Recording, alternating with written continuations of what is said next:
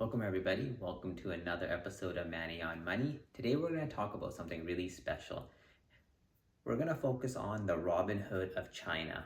And so with Robinhood going IPO very soon, it made me think, look at all the success that we had with a younger demographic in the summer and then with this huge bull run.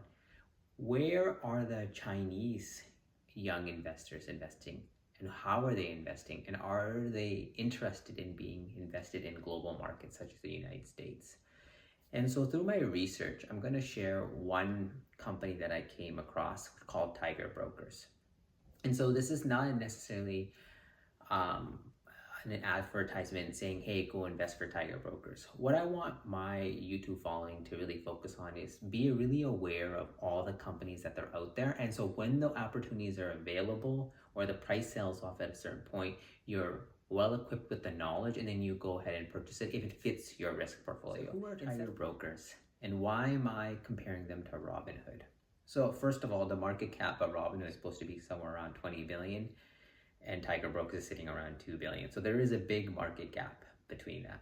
But the type of demographic that Robinhood is targeting and the type that Tigr is targeting is exact same. So basically 35 and under. And we've seen, especially with Wall Street Bets, that demographic is very enthused to be investing and very enthused to be day trading or take control of their financial freedom. And this is exactly what Tigr Brokers does, but for the Chinese user. So I know that Chinese companies in general have a really bad name to them. For the success stories such as Baidu and Alibaba, we have horror stories like Luckin Coffee. But what makes me have a little bit more confidence is they have some really high quality backing. So first one being Xiaomi and the second one being Interactive Brokers. And so the history with Interactive Brokers is pretty interesting. They started using Interactive Brokers as a means for them to clear and fund these accounts because they had to be outside of China. Just the way how regulations work, that piece of the business had to sit outside of China, and Interactive Brokers was the key player. Now they eventually have figured that out, and now they're slowly moving away to do it all by themselves. And this is one of the reasons we'll talk later on that why their profit margin and profitability has reached so quickly. But Xiaomi and Interactive Brokers have also taken stakes in this company, so that should give you confidence that they've done their due diligence, and hopefully we don't have ourselves a Luckin Coffee here. So the market opportunity is pretty large here. And so with the success of US mobile first user experience apps, this one fits right in that same bucket. All the younger demographic is looking for apps that are easy to use and provide them a seamless experience, just like Robinhood, and so does Tigr Brokers. And so with a huge shift deeply into the digital age, more and more people born in the internet age are accumulating wealth, and they're storing it in interesting ways.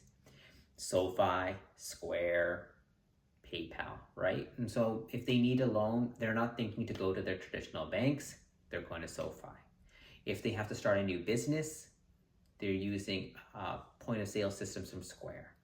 And if they need to transfer whatever reasons of Bitcoin or everything, they're using PayPal. So this trend, of course, is not exclusive to North America. We've seen that societies are pretty much existing in that mobile experience, right? And China is already used to that. And they already have WeChat really integrated into their society already. So an extension of Tigr Brokers is not going to be a big deal. There are companies like Futu and other things that exist in China that are also growing just as fast or even faster than Tigr. But for this research, I was looking for something that fit that perfect mold similar to Robinhood. And this is what Tigr Brokers showed up, right? The market for China's offshore online retail securities is going to hit about 1.35 trillion in 2022. And so if we see that same boom that we're seeing in North America with that bull run, and we're seeing a major spillover in China, this is going to be way higher than this 1.35 trillion. It's probably conservative. In general, China's households are sitting on around $78 trillion of money in their bank. And we've already seen that with COVID-19, they've already come out of that and they're expected to hit way over 200 trillion by 2030. And so China is experiencing something unique. Traditionally, Chinese investors would invest in real estate. But now with Tigr, and this is why this is a big key point that why I want to invest in that certain demographic, the 35 and younger. They're not looking to invest like their mom and dad. They're looking to invest in global equities. And Tigr offers that. New Zealand, Singapore, Australia, Hong Kong, and US. And so that spillover effect with the massive amounts of growth that Tigr is seeing, it makes me really excited about this opportunity. So I've been kind of talking up Tigr and there's a huge amount of excitement. But again, remember, it's a Chinese company, and so that comes with risks. Also, being a global company dealing with multiple currencies all around the world, that also comes with a risk. So the first risk is a foreign exchange risk, right? They have to maintain and figure out that whole risk that applies for handling multiple currencies. So that we could see that if currencies fluctuate like crazy with inflation, that could be reflected on their balance sheet. The second one is the Chinese rhetoric. And so we've seen in the previous administration that there was a trade war building up. With Biden, we've seen some trade war, and there was that whole risk that, hey, we're going to delist Chinese stocks.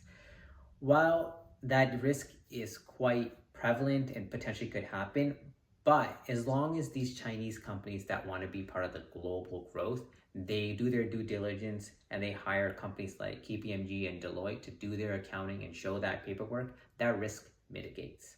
The second thing is they're also something called an ADR, an American Deposit Receipt. And so that when you're buying shares in Tigr, not necessarily buying shares inside of Tigr, the company that's in China, you're buying shares of this receipt. And so that also comes with inherent risks, right? So those are the things you need to be aware of. And then secondly, I've also mentioned Futu.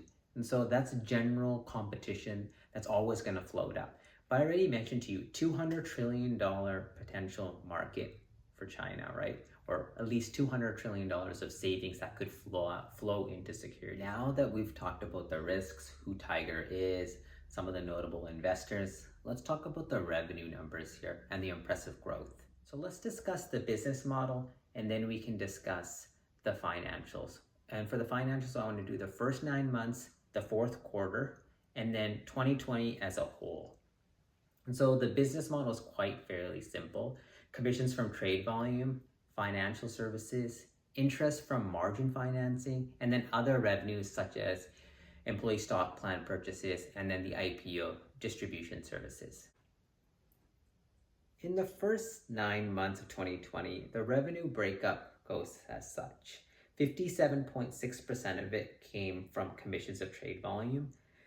5.5% of it came from financial services fees, and 21.8% of it came from interest income from the margin financing, and the rest of it came from employee stock plan purchases and IPO distribution services, and which led to about 91.3 million in revenue in the first 9 months.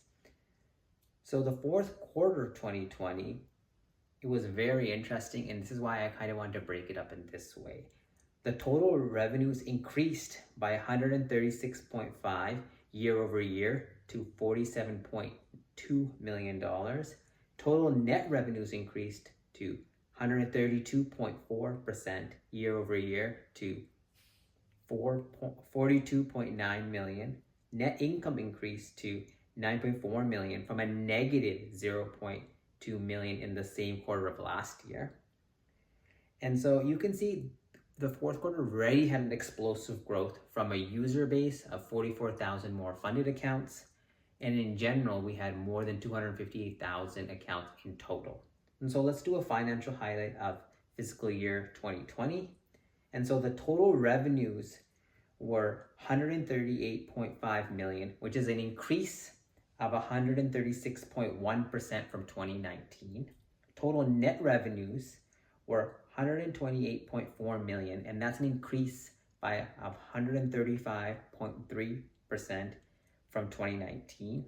And so you can see that there's huge amounts of growth here, right? So if the company continues to grow at this crazy rate, we can see that the future is really bright for the company.